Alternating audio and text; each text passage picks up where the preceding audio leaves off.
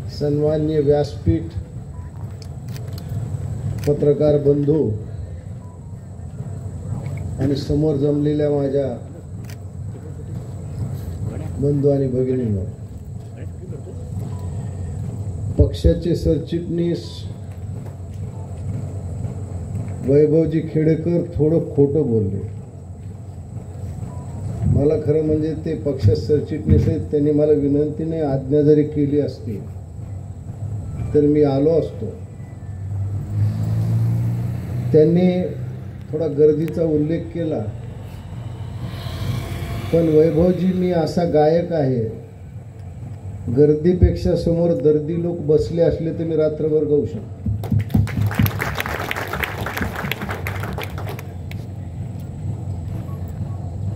मी या सभेला का आलो याचं कारण असं आहे. खरं म्हणजे मी काल रात्री नाशिक जिल्ह्यात स्वातंत्र्यवीर सावरकरांची जन्मभूमी भगूर येथे सभा घेतली आणि रात्रभर प्रवास करून मी महाडला काही काळ विश्रांती घेऊन मी इथं सभेला आलो. कारण वैभवजी माझे जुने मित्र आहेत आणि त्यांची इच्छा मी नाकारू शकत नाही. पक्षाने जो उमेदवार दिला आहे त्याच्या नावात प्रमोद आहे. प्रमोद हे माझ्या ज्येष्ठ भावाचं नाव. आडनाव गांधी आहे आणि एक महाजन गांधीचा प्रचार करतो हे जगाला कळालं पाहिजे, कारण आजपर्यंत आम्ही गांधीवर टीकाच करत आहोत.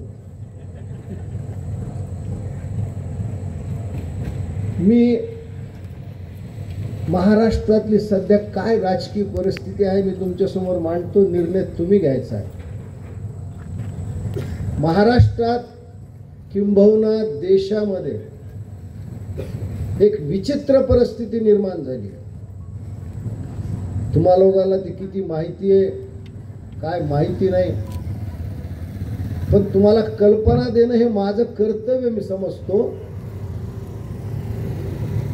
की महाराष्ट्रामध्ये विशेषतः मराठवाड्यामध्ये जे आरक्षणाचा प्रश्न त्याच्यावर जे सध्या रणकंदन माजलं आहे, मी माझा पक्ष जातपात मानत नाही, तरी पण मराठा आरक्षण आंदोलनाला साहेबांनी सहानुभूती पाठिंबा दाखवलेला आहे. पण या आंदोलनाच्या निमित्त एक अभद्र युती या निवडणुकीत होत आहे. त्याचे फार दूरगामी परिणाम होणार आहेत. प्रत्येक हिंदूने, मी हा शब्द जाणीवपूर्वक म्हणतो, हिंदू यांनी याच्याकडे लक्ष देणं फार गरजेचं आहे. आता आपल्याकडे एक वक्फ बोर्डाचा प्रश्न उभा आहे. वक्फ बोर्डाला जी स्वायत्तता आहे, तुमच्या किती लोकांना वक्फ बोर्डाचं काय माहिती आहे मला माहित नाही, पण एक छोटीशी गोष्ट मी त्याच्याविषयी सांगतो की वक्फ बोर्डाने जर एखाद्या जागेवर आपला दावा सांगितला तर ज्याच्या जागेवर दावा सांगितला आहे त्याला दाद मागायला कुठल्याही कोर्टात जाता येत नाही. त्याला वक्फ बोर्डाकडे जावं लागतं. महाराष्ट्रामध्ये एक मौलाना नोमानी नावाचे ग्रस्त फार फिरायले आणि त्यांनी सांगितलं की निजाम गॅजेट लागू करा. निजाम गॅजेट तुमच्याकडे नसेल, आमच्याकडे मराठवाड्यात निजामाची सत्ता होती. जमीन निजामाच्या मालकीची, पण कसं आम्ही होतो. उद्या जर वक्फ बोर्डाचं सक्षमीकरण झालं तर उद्या वक्फ बोर्ड म्हणेल की ही सगळी जमीन आमची आहे आणि कायद्याप्रमाणे आपण देशाच्या कुठल्याही न्यायालयात त्यांच्या विरुद्ध दाद मागू शकत नाही. अकटू सत्य आहे. म्हणून वक्फ बोर्डाच्या या अमर्याद अधिकारावर लगाम घातला पाहिजे. या वक्फ बोर्डाकडे आज तामात 7.5 लाख एकर जमीन आहे आणि आपल्या काय भावात 50 एकर जमीन होती. भावाला मुलं झाले, मुलाला मुलं झाले. आज आमचा शेतकरी हा अल्पभूधारक झालेला आहे. म्हणजे वक्फ बोर्डाचे हे अधिकार जर मर्यादेत आणले नाही तर मी परवा पुण्याला ज्यावेळेस मेळावा घेतला वैभव तिथल्या कार्यकर्त्यांना सांगितलं की वक्फ बोर्ड उद्या म्हणेल शाहिस्ते खान लाल महालात राहिला होता, मग लाल महाल आमचा. तर आसामच्या एक मुस्लिम लीगचे खासदार आहेत, अजमल बदरुद्दीन त्यांचं नाव आहे, त्यांनी ते सांगितलं की जी संसद उभा आहे ती आमच्याच जागेवर आहे, आम्हाला भाडं दिलं पाहिजे. हो, उबाटा गटाची एक खासदार ते म्हणले जसे शिवाजी महाराजांनी सगळ्या किल्ल्यावर मस्जिदी बांधल्या, आता ह्यांनी कुठल्या इतिहासात वाचलं हे मला माहित नाही, तशा आपण बांधल्या पाहिजे. हा वक्फ बोर्ड आपली काळी आई आपल्याकडून काढून घेते, हे लक्षात घ्या. ज्यावेळेस भारत पाकिस्तान फाळणी झाली, महामानव डॉक्टर बाबासाहेब आंबेडकरांनी काय सांगितलं होतं की या देशातला एकूण एक मुसलमान जोपर्यंत पाकिस्तान मध्ये जात नाही आणि पाकिस्तान मधला एकूण एक हिंदू भारतात येत नाही तोपर्यंत या फाळणीला काही अर्थ नाही. हे बाबासाहेबांनी सांगितलं. त्यांनी किती पुढचा विचार केला.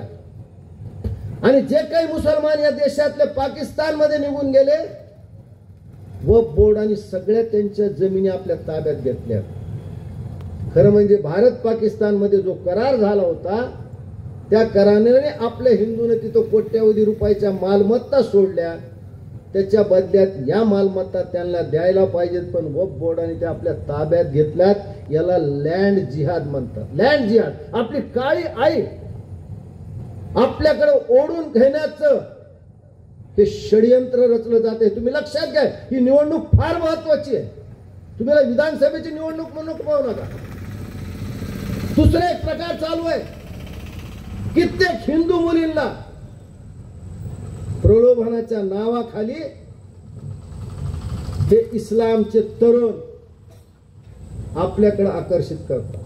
मग आपलं नाव बदलतात, प्रसंगी आपले कान टोचतात आणि पुढे आमच्या लहान वयाच्या मुली या प्रलोभनाला बळी पडल्यावर काही दिवसांनी आम्ही बातमी ऐकतो की त्या मुलीला सुटकेस मध्ये भरलंय, त्या मुलीला फ्रीज मध्ये ठेवलंय.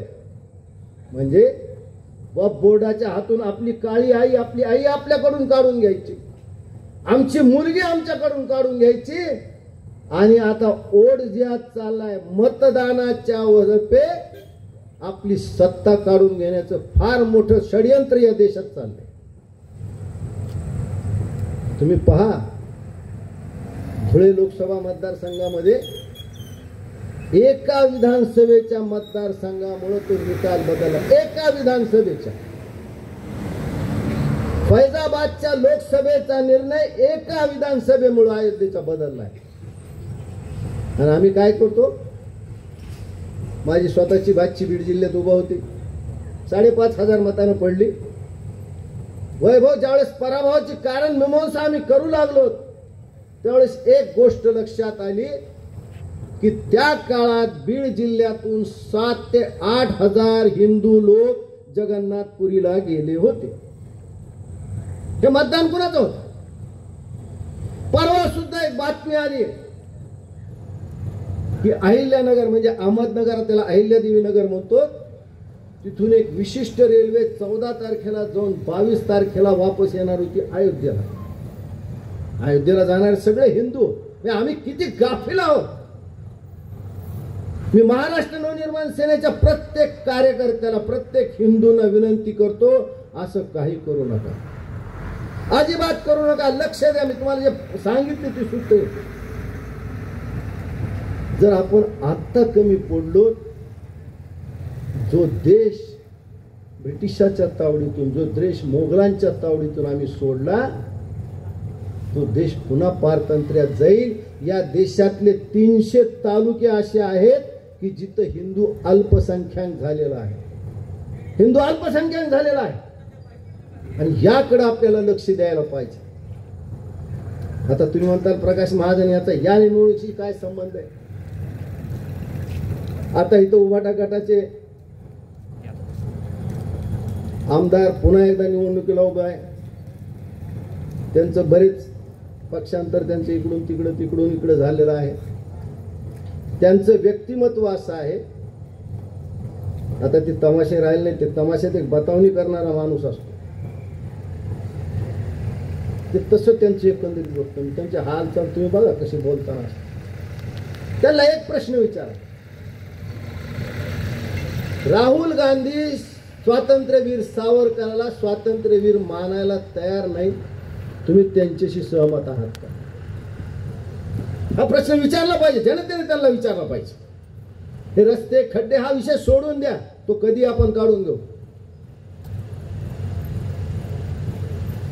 त्यांचे नेते उद्धव ठाकरे आणि त्यांचे चिरंजीव आदित्य ठाकरे अजून खोक्याच्या बाहेर आलेच नाही. कुठेही त्यांचं भाषण बघा, हे खोके, हे गद्दार, हे असंवैधानिक सरकार. अरे बाबा, तुम्ही मतासाठी आयुष्यभर ज्या बाळासाहेबांनी हिंदुत्व जपलं, तुम्ही दाड्या कुरवाळल्या आणि पुन्हा काय ओरडायचं, माझा बाप चोरला, माझा बाप चोरला. अरे तुझ्या एकट्याचा बाप होता का? तो आमचा सुद्धा बाप होता, हिंदू हृदय सम्राट होता.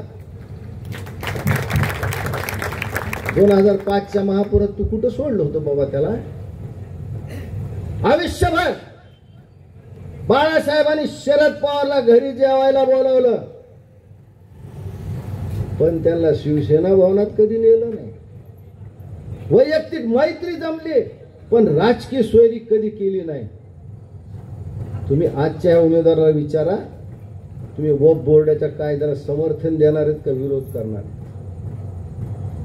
उत्तर नाही देऊ शकणार. सावरकरांवर राहुल गांधी बोलतो, तुमचं काय मत आहे? उत्तर नाही देऊ शकणार. आणि आता उद्धव ठाकरे सगळीकडे सांग सुटलेत, तुम्ही 2 वर्षात खूप काम केलं, खूप काम केलं, खूप काम केलं. काय त्यांची घोषणा होती? हा, माझं कुटुंब माझी जबाबदारी. आता एक नवीन घोषणा आहे त्यांची, माझा मुलगा माझा भाचा माझी जबाबदारी, बाकी शिवसेना कोण तुमची कशी करायची काशी तशी का. दुसरीला बोलतच. आता पत्रकार बंधू इथं बसलेत, त्यांचा किती अभ्यास आहे मला माहित नाही, पण मी गांभीर्यपूर्वक सांगतो, उद्धव ठाकरे ज्यावेळेस मुख्यमंत्री होते, खुद्द शरद पवारने त्यांच्या त्या आत्मचरित्रात लिहिले, काय त्याचं नाव, लेख माझी सांगायची. अच्छा, लेखच बरोबर असते मला वाटलं का लेख माझं सांगायचं म्हणजे काय, की हा माणूस 2च दिवस मंत्रालयात आला. 15,000 कोटी रुपयाचा गैरव्यवहार माननीय उद्धव ठाकरे मुख्यमंत्री होताना त्यांच्या काळात झालेला आहे. याची कुठेही चर्चा मी कुठल्याही उभाटा गटाच्या कार्यकर्त्याशी करायला तयार आहे. महानगरपालिकेत एक कायदा असतो, काही आणीबाणीची परिस्थिती उद्भवली तर तिला तोंड देता यावं म्हणून तो जो खर्च होतो त्याचं ऑडिट करत नाही. खरं म्हणजे तो कायदा अत्यंत चांगला आहे की मग त्याच्यात मीनमेक नको, काही नको, सडळ हातान व्हायला पाहिजे, जनतेची सोय झाली पाहिजे, संकट निवारण झालं पाहिजे म्हणून तो कायदा आहे. त्या कायद्याच्या नावाखाली 4,000 कोटीचा हिशोबच दाखवला नाही. जो फॅन 1250 रुपयाला बाजारात मिळतो, अहो त्याचे त्यांनी 10-12 भाडं भरले. कोणत्या तोंडाने उद्धव ठाकरे सांगतात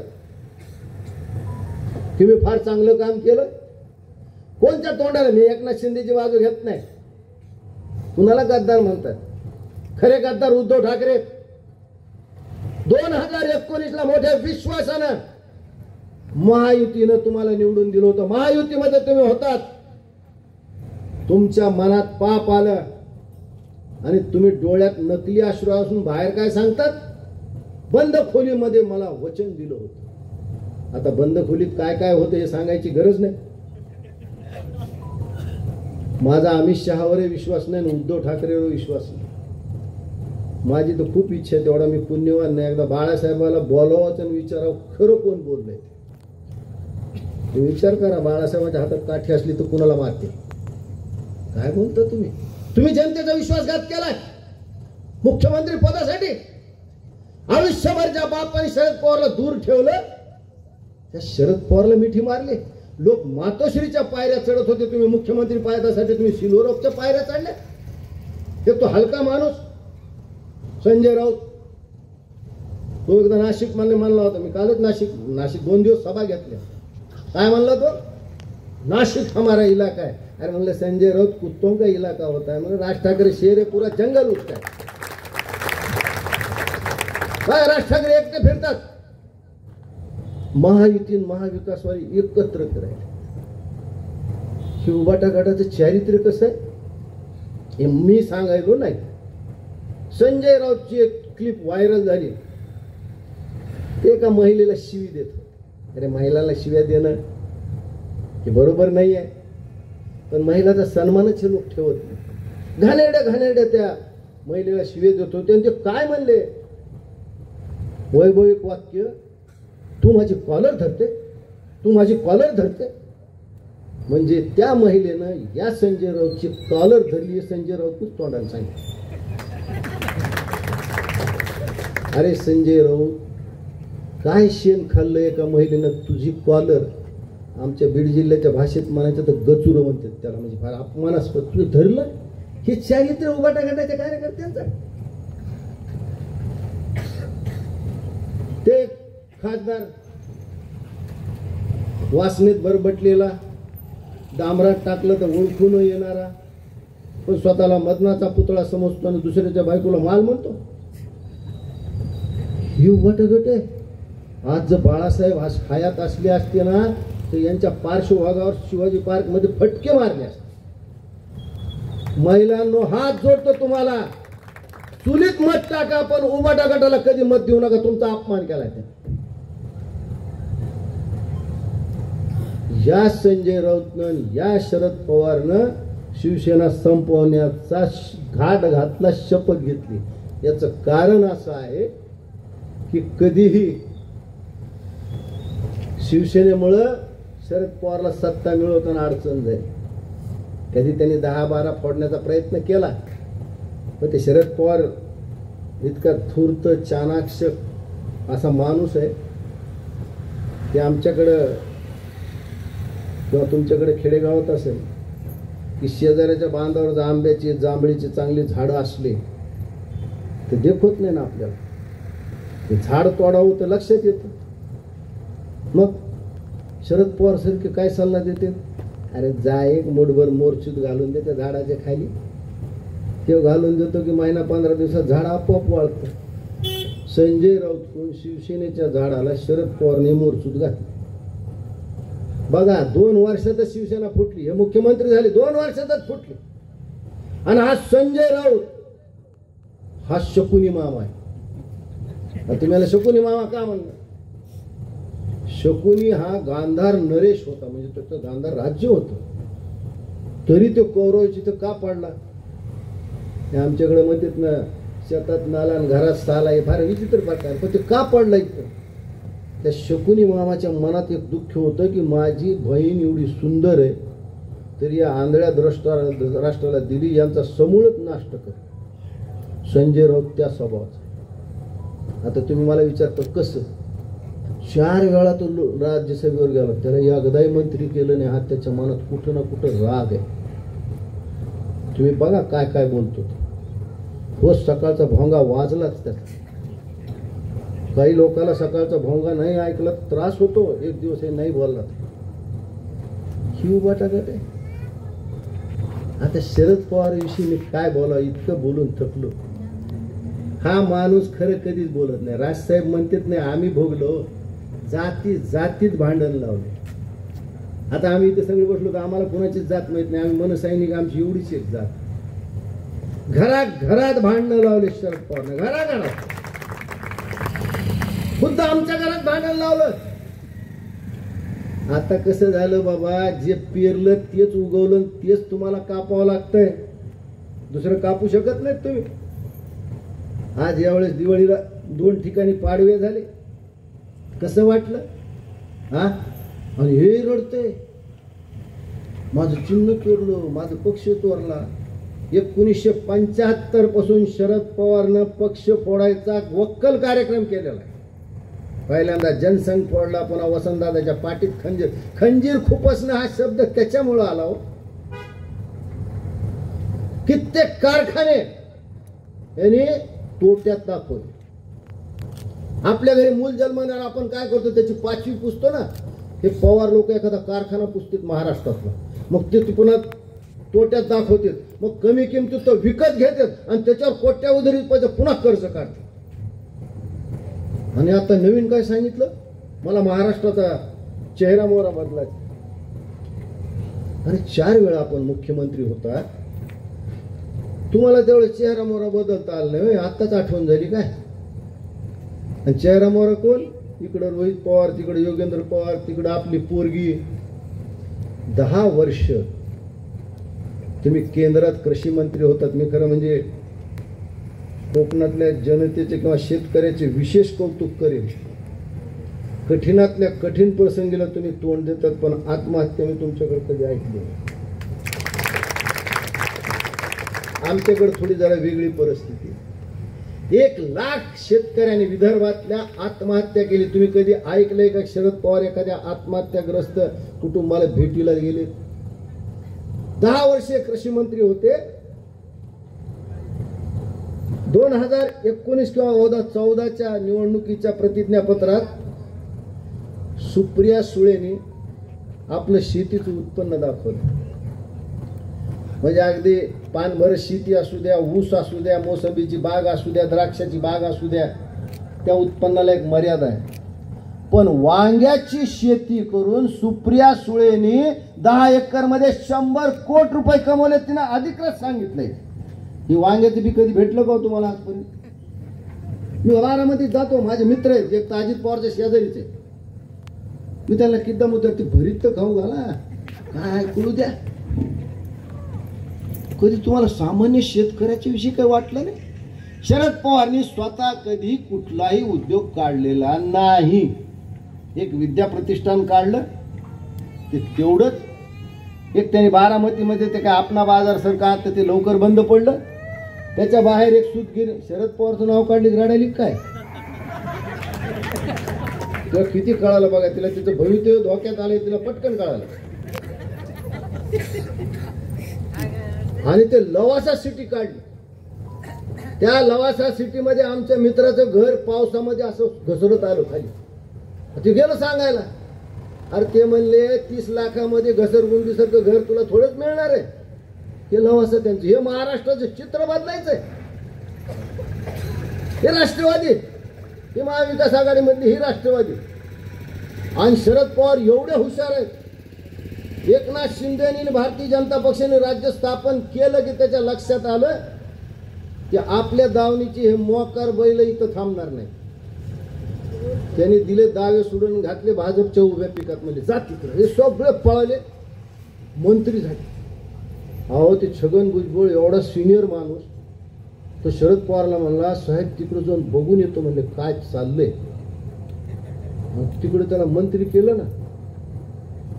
आता तू मग आम्हाला म्हणला की तुम्ही कपडे बदला, सभेला जायचे. त्याला एकाने असंच सांगितलं, भुजबळ साहेब कपडे बदला, जरा मंत्रीपद शपथ घ्यायची. ते मला वेळ आहेस का काय? मी कपडे बदलायला गेलो, दुसऱ्या कोणी शपथ घेतली तर तशाच कपड्यावर शपथ घेतली. आणि मर्यादा मिळतात म्हणून या सरकारमध्ये आलेत. हे खुद्द छगन भुजबळनं त्याच्या पुस्तकात लिहिलंय की ईडीच्या फेऱ्यापासून वाचण्यासाठी मी या सरकारमध्ये सामील झालो. अजित पवारचं काय होतं? जरंडेश्वर कारखान्याचं काय होतं? 70,000 कोटीचा आम्ही भ्रष्टाचार काढलाय. अहो ज्या गोपीनाथ मुंडेने गाडीभर पुरावे नेले होते, पोलिसांच्या लाठी हल्ल्यात ते जखमी झाले होते, भाजपाला लाज वाटली नाही, त्या अजित पवार बरोबर जाऊन सरकारमध्ये सामील केलं. माझ्या साहेबांनी सांगितलं, राज साहेबांनी त्यावेळेस एक सही संतापाची, मी त्याच्या पुढे एक पाऊल टाकलं.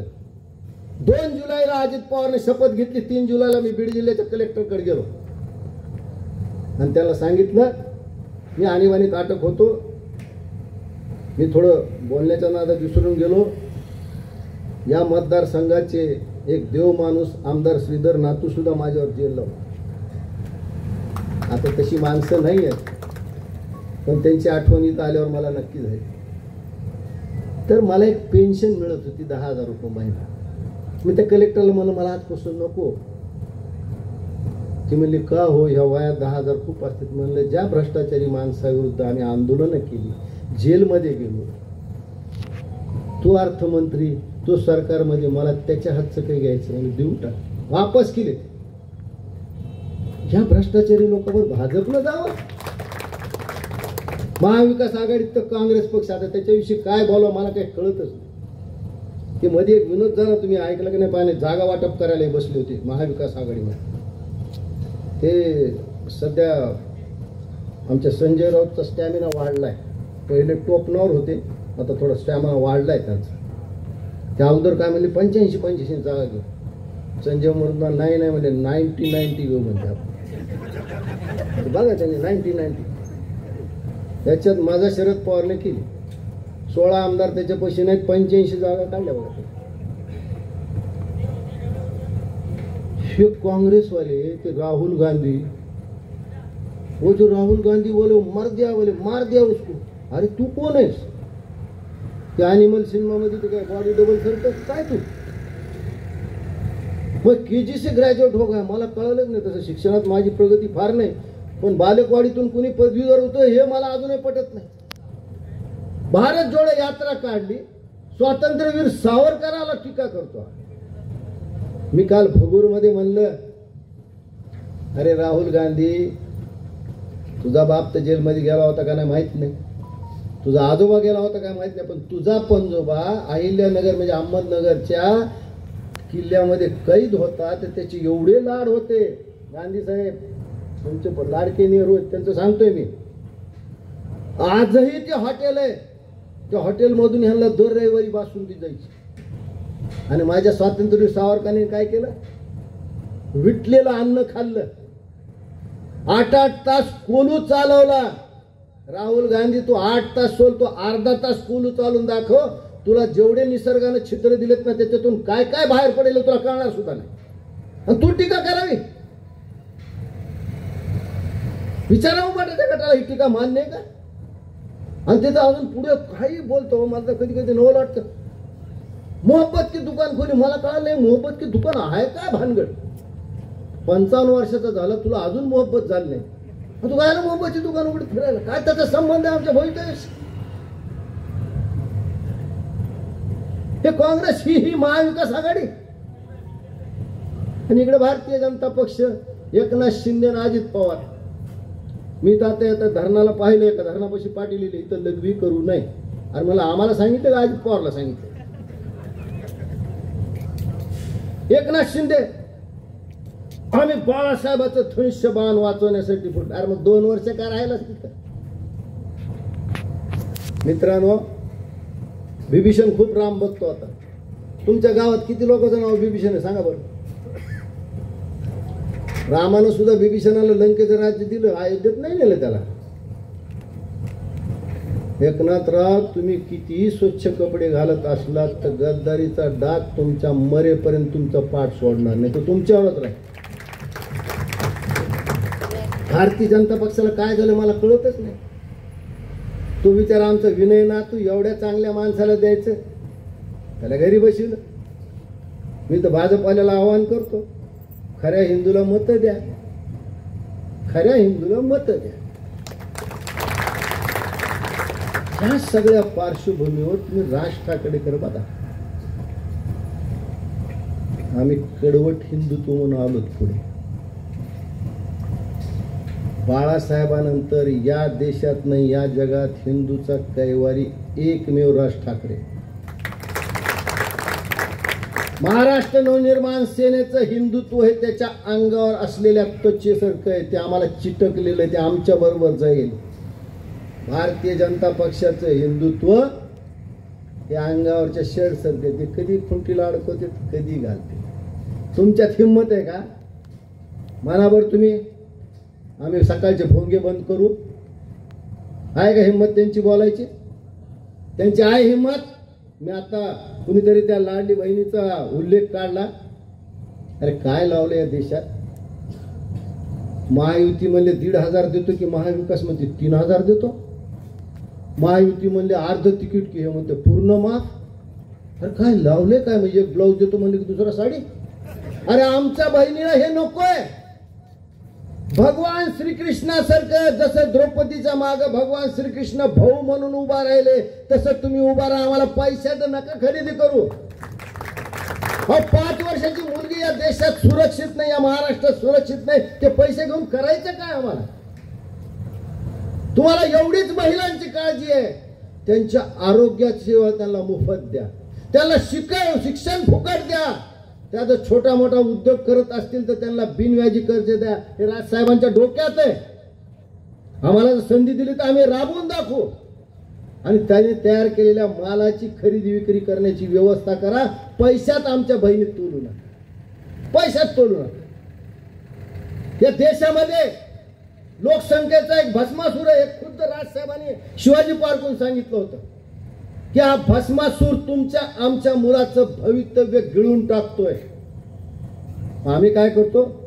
म्हणजे त्या लाडली बहिणीची योजना आली, मी पहिला विरोध केला. मी लाडली बहिणीच्या योजनेला विरोध नाही केला. मी म्हणलं ज्याला 4 बायका आणि ज्याला 2 पेक्षा जास्ती मुलं त्यांना देऊ नका. मी काय वाईट बोललो? म्हणजे आम्ही 2 मुलं जन्माला घालायचे, त्यांनी 10 मुलं जन्माला घालायचे. आम्ही 2 मुलं जन्माला घालणारे उपाशी आणि ते तुपाशी 10 मुलं जन्माला घालणारे.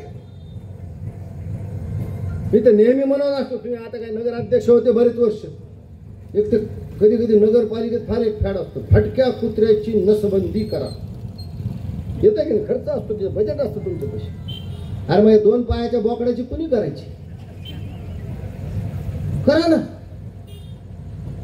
अरे यानी तर धर्माच्या नावावर मजहब के लिए तू अगर जिहादी बन के मर गया तो तेरे को जन्नत में 72 हूर मिलेंगे. मित्रांनो, जर खरंच 72 हूर मिळणार असतं तर मौलवी अगोदर पळाला असता. पण तरुणाचं माथे भडकवते. आमचा मुसलमान धर्माला मुसलमान विरोध नाही आहे, हे लक्षात घ्या. जो मुसलमान या देशाची घटना मानतो, जो मुसलमान राष्ट्रीय गीत म्हणतो, जो मुसलमान प्रभू रामचंद्राला मानतो, तो आमचा बंधू आहे. त्याला आम्ही गळ्याशी लावू. ओएसी सारख्याला लावणार नाही. आज तो ओएसीचं एक स्टेटमेंट आलं. मग काय म्हणला? ते मालेगाव तिकडे किल्ला लढत असताना म्हणले मराठ्याच्या बाजूने मुसलमान लढले, इंग्रजाशी लढले.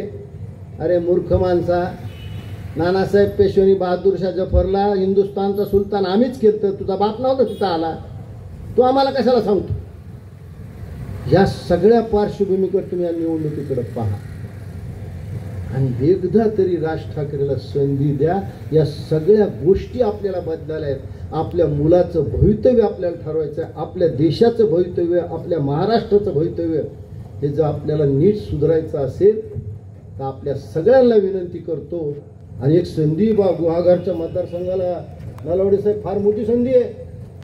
अहो, जगातला पहिला गांधी तुम्ही निवडून पाठवताल. पहिला गांधी निवडून पाहिजे. संधी तुम्ही हाताची दौडू नका. मग तुम्हाला कळकळीचं आवाहन करतो की राजसाहेबाला एकदा संधी द्या आणि राजसाहेबाचे प्रतिनिधी म्हणून तुम्ही गांधींच्या मागे उभा राहा. धन्यवाद.